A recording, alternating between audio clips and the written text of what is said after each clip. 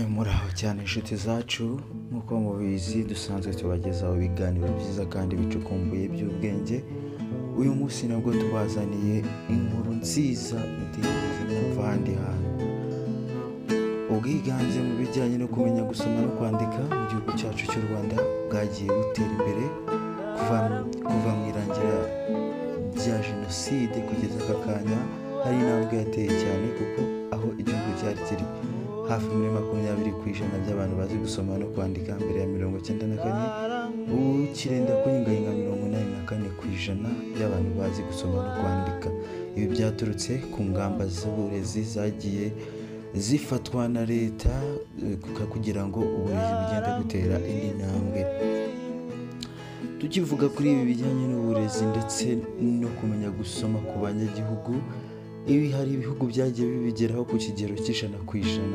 Ibi bikagenda bibikesha politiki y'uburezi muri ibyo bihugu idaheza buri umwe wese, ndetse aho bimwe mu bihugu usangaho abantu bagomba kwiga primaire ndetse na secondaire ndetse no kugera muri za kaminuza nta n'igiceri cy'atanu batanze. Ibi byatumye Top G Rwanda gutegurira ibihugu 5 bifite ubwiganze buhambaye kurusha ibindi bihugu bwo kugira abaturage bajijutse kandi bazi gusoma no kwandika, kandi bagiye bayingayinga ibyiciro byisumbuye by'uburezi kuri uyu mubumbe dutuye. Akenshi kandi twagiye tubwirwa n'ababyeyi ko iyemejwe n'ikaramu itaramburura. Ibi ngibi tukagenda natwe tubibona rimwe na rimwe ko ari ukuri kwigendera, bigatuma bamwe twiga cyane ngo tuzabeho neza, ariko kwiga burya biri no mu bigira ngo abanyagihugu bagaragariza igihugu ko imbere yabo hazaba heza cyane kurushaho ndetse no ku ruhando mpuzamahanga. Aha nateguye kubagezaho ibihugu 5 ku isi bifite abantu benshi baminuje amashuri yabo ndetse bikagera no ku kigero c'100% cy'abatuye ibi bihugu. Ku mwanya wa 5 turasanga Korea y'Amajyepfo, aho iri ku kigero c'100%, aho biga mu mwaka umwe mu kiburamwaka, imyaka 4 y'amashuri abanza, imyaka 6 y'ayisumbuye azwi nka segonderi, nyuma ubishatse akaba yanakomeza kaminuza no mu yandi mashuri yisumbuye ndetse na za kaminuza. Ku mwanya wa 4 kuri rutonde turahasanga Luxembourg, igihugu giherereye ku Burayi, aho muri iki gihugu giherereye mu burengerazuba bw'Uburayi gikikijwe n'Ubufaransa, Ubudage ndetse n'Ububiligi. Ni kimwe mu bihugu bito ku isi ariko bikungahaye cyane kuri uyu mubumbe dutuye, kuko iki gihugu gifite gusa kilometero 2586, aho gikubwe n'u Rwanda hafi inshuro 13 zose mu bunini. Kikaba kandi gituwe n'abasaga 613 byonyine. Noneho kandi kikaba kiri ku ijanisha ry'abazi gusoma no kwandika 100%. Ibi bikaba bituruka ku mbaraga iki gihugu gishyira mu burezi, aho uburezi ku bana bafite hagati y'imyaka 6 na 16 batajya bishyura amafaranga na rimwe muri serivisi z'uburezi, yaba mu mashuri ya leta ndetse n'ayikorera. Igihugu kandi gikoreshwamo ururimi rw'Ikidage hamwe n'Igifaransa muri sisiteme y'uburezi bwacyo. Reka tunyarukire ku mwanya wa 3, aho tuhasanga igihugu cya Liechtenstein, aho iki gihugu nacyo ari igihugu gitoya gituwe gusa n'abantu basaga 38,000. Kiri hagati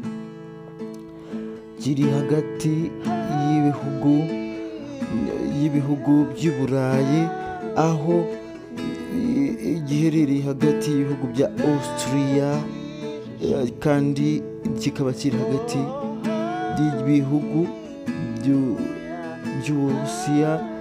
Kikaba ari igihugu cya 6 gito ku isi. Iki ni igihugu gito, kikaba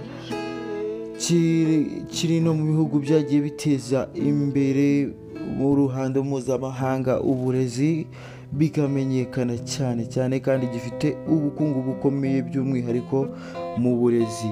Abize ni 100% kandi bagiye baminuza cyane n'amashuri yisumbuye y'ikirenga, noneho iki gihugu nta muntu utarigeze usoza kaminuza ukibamo.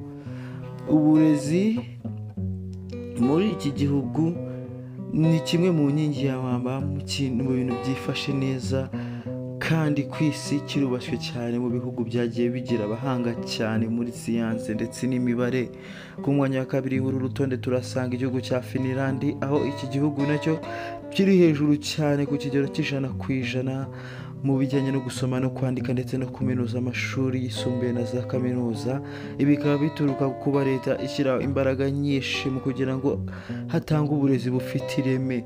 Igihugu cya Finland gifite amateka ahambaye cyane mu bijyanye n'uburezi, kuko bwa mbere ishuri ryatangijwe ahinga mu mwaka w'1686 mu kinyejana cya 16 nyuma ya Yesu Kristo. Ibi byatumye iki gihugu kiba ubukombe ku isi ya rurema, bigatuma kuba icya kabiri ku isi yose mu bijyanye n'abantu baminuje ndetse bakiga cyane. Iki gihugu cy'igihangaje cyane muri siyanse n'imibare, ikoranabuhanga, mu ndimi z'amahanga cyane rwose, kiza mu bihugu by'imbere.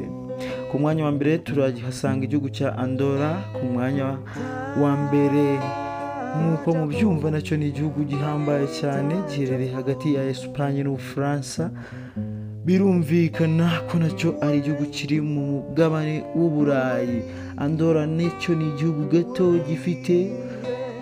gifite ubudahangarwa cyane mu bijyanye n'ubumenyi buhambaye muri siyanse ndetse na tekinoloji. Abaturage bagituye baba baraminuje bikomeye cyane.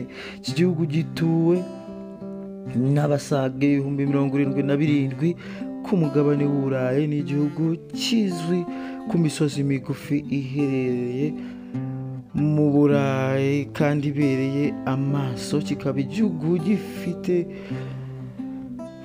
gifite cyane amafaranga, gifite cyane bije nini mu mafaranga ashorwa mu burezi, bigatuma kigira abaturage bose bize bakaraminuza. Kandi iki gihugu bakunda kwiga cyane mu rurimi rw'igifaransa kandi ndetse n'icyesipanyoro.